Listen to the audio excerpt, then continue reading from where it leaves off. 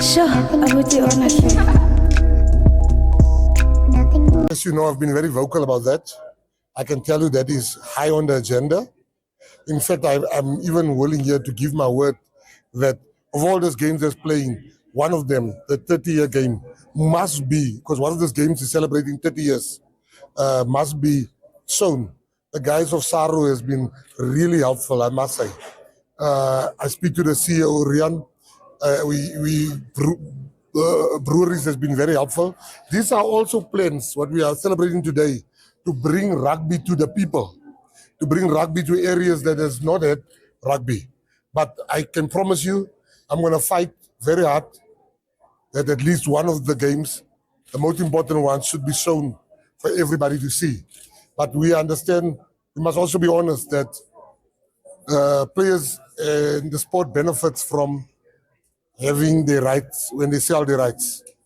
Players get paid more, so we need to find that balance, and that's the discussion at the moment. We don't saying show all the games, but sooner or later, government will have to make sure that the people see all the games by investing money in sport.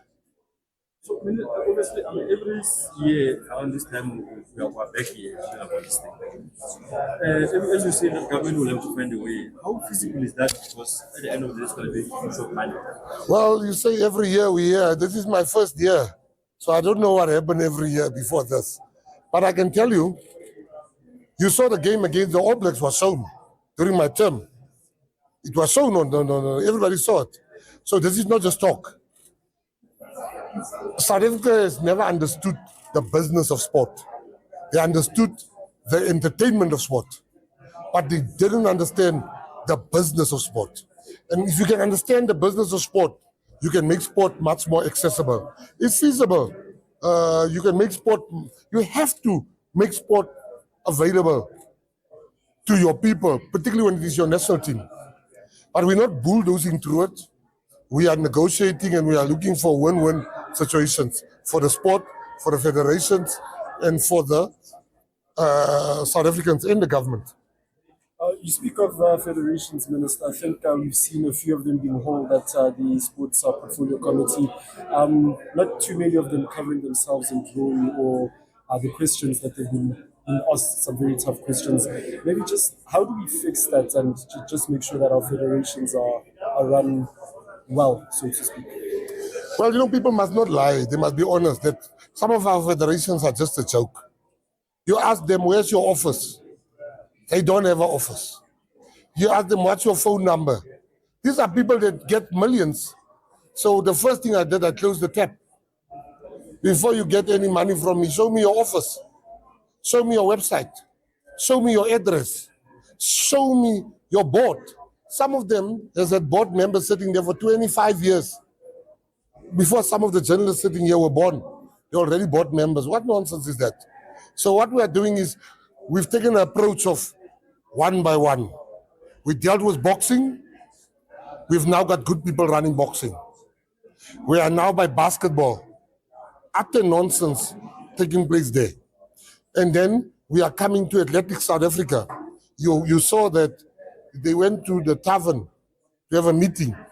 I used to go to taverns myself.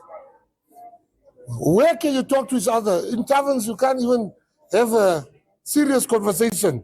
We have drunk talk in taverns. Hey, yeah, that's all. Imagine. They say they had a meeting in a tavern. I want to go to their tavern where they had a meeting and to go and illustrate how you cannot have a meeting in a tavern. So all this corruption happening in sport, where people are using the money meant for athletes for themselves, we're cutting all of that out. We are serious. This is a serious government of national unity. We're cleaning up. Can I ask you on a different note? You must be excited with the FIA's announcement. One of your babies you've been very excited about for the past, couple of months, couple of years now so far. That announcement this past week, what does it mean for you? What does it mean for the country? I think, you know, when we said we're going to bring F1, people thought we were joking. People thought we were making, we are busy with jokes here. The FIA, I've met the FIA. I've met the president of the FIA. I've met the president of the F1.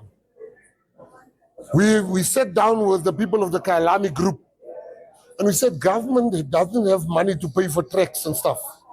And Toby said he will pay for it. And he did. He did pay for it. The FIA, yesterday I spoke to the president of the FIA, last night. They're very excited with the developments, number one.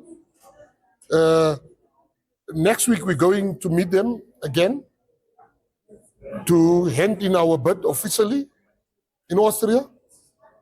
That's breaking news. So our bid is going in next week. And then the week thereafter, we shall announce the winning South African promoter on the 1st of July, I think. We will announce the promoter that will host the F1. And then everything will be in the hands of the F1 because we have a track. We will have a promoter. We have the biggest motorsport community in Africa, in South Africa. Go to Qatar and you just see South Africans there. So I'm saying that I've made a few promises as a minister. I've made 4 big promises. First promise I made was F1. The second promise I made was VAR. The third promise I made was that artists and creatives shall now be helped so they don't die as paupers. And the fourth promise I made, which was a deeply personal one for me, was that I will make sure that in the next season that I engage business people to make sure that Bloemfontein Celtic comes back. Those are my 4 big promises. VR is here. We must just finalize tonight at 8 o'clock. We're meeting with SAFA, President Denny Jordan. You saw F1. FIA has given the go-ahead. The discussions are at 99.9.9% to bring Bloemfontein Celtic back next season. And then we have started 17 sectors that can represent all the genres of creativity and music and dance and theater so that we fund them so we can change things. So I'm a minister that keeps his promises. Hold me to those promises. VAR, we've put 90 million aside. We don't say it's going to cost 90 million. We've budgeted 90 million. What people don't understand, part of that, there's a problem with South African sport. When my daughter went to the football, I couldn't get hold of her with her friends because there's no connectivity in our stadiums. That is nonsense. So part of the 90 journalists can't even properly give live coverage. So part of the 90 million is not only VAR, because you can't have VAR without connectivity. So connectivity is part of that. By the 1st of July, you can look back and say, have I kept all my promises? It will be a year after my budget speech. And as the Minister of Happiness, look how happy we are. We have the best soccer in the history of our soccer in a long time. 20 games is a record for Bafana Bafana. The junior teams are winning. The women's sport, they're flying. The rugby, we're the best in the world. Cricket, what do I say? We've got Driekus du Plessis, the best fighter in the world.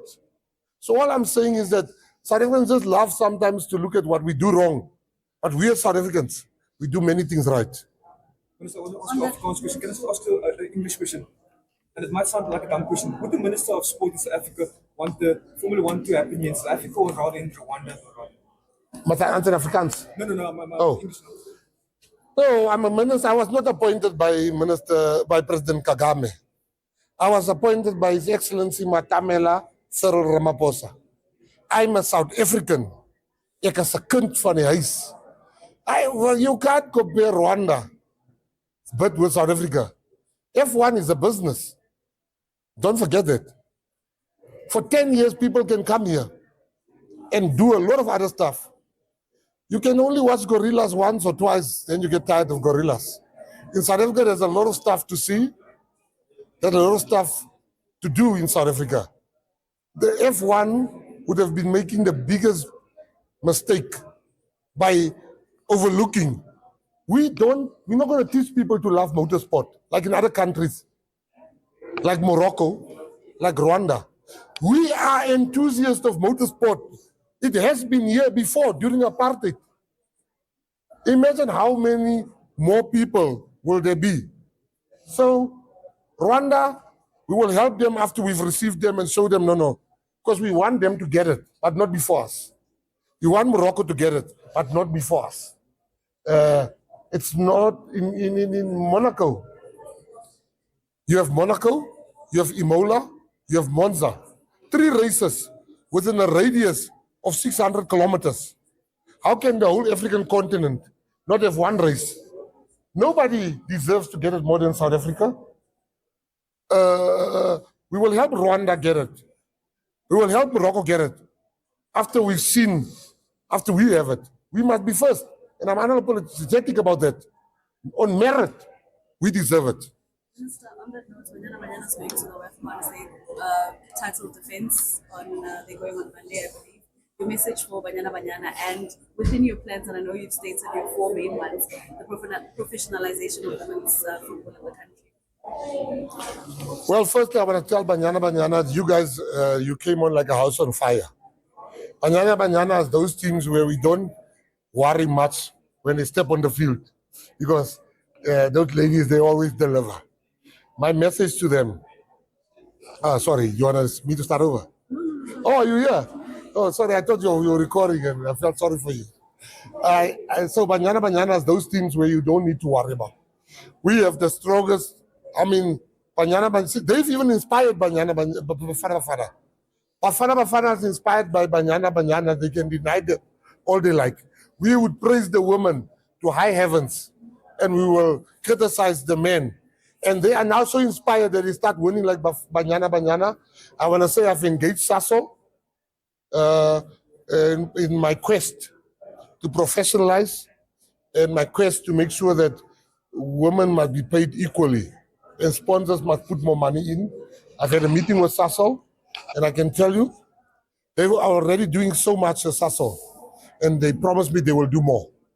And we are going to have a follow-up meeting. But it's not only Sasol. We're talking to the Betways of this world that they have assured me they're going to put more money into women's sport. Because women's sport is what will make us a greater country because they are just so good.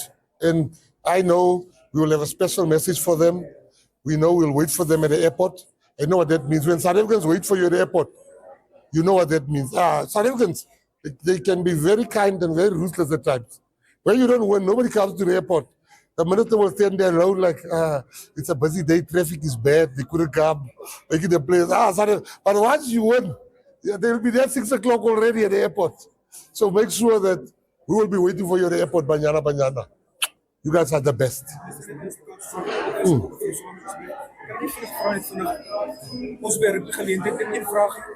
Jy praat van jy wil rugby baie meer toeganklik maak vir Afrikaners veral deur televisie. Wat is jou missie om hierdie sport veral Springbok rugby meer toeganklik te maak vir Suid-Afrikaners? Die feit dat ons vandag hier is met Boktown is vir my 'n absolute stap in die regte direksie. Dat ons sport meer toegankliker maak om dit na die mense toe te vat. Dat ons die mense kan sien. Nie al ons mense het kabeltelevisie nie. Nie al ons mense kan die kaartjies bekostig nie. Hierdie is 'n inisiatief om sport na ons mense toe te bring. Dit is vir my en daar is nou praatjies aan die gang tussen ons en SARU en Supersport en SABC en ander kanale sodat ons seker maak dat almal hulle nasionale spanne kan sien. Thank you. We know with regards to the UFC, it's been an issue trying to get a suitable affiliation to host the UFC. What progress have we made with regards to that? Well, we've met with UFC. At the moment, to host UFC, they've given us a venue. The venue's in Pretoria. They would never do a stadium. That's not part of the business plan. Dana White was very clear. They will not do a stadium. But at the moment, they're willing to come. UFC is willing to come. But we'll have to sell a ticket at 23,000 rands. That's insane. That's insane for us to break even. So what we are doing is we are engaging with more sponsors. So we'll need more time to do that. But they're willing to come now. But if they come, we'll have to sell a ticket at 23,000. It's not feasible. It's not going to happen. But we are now looking at other ways. That's where we are. In fact, my team is having a chat with them tomorrow morning at 2 a.m. Maybe last week, over the last few years, we've seen that government does not anymore have appetite to host major events in the country. Is there something that maybe going forward we see improvement, because we see all the events are going to work, especially football? Are we going to be seeing government maybe that appetite to host major events again? My brother, I'm here. Since the IOC, we are putting in a bid for the 2036 Olympics. I come from UFC. I met with the president, Dana White, to bring it here. I have met with Live Golf for them to come here. Formula One, I'm seeing them next week to bring it here. I've met with the president of volleyball to bring it here. We are going to Monaco to go and discuss, to bring the athletics, the diamond, to bring it here. What more can you ask for? You have a minister that has an appetite. The government of national unity wants to bring all the events here. We are hungry for this event. It's definitely coming. Sure, I would do honestly.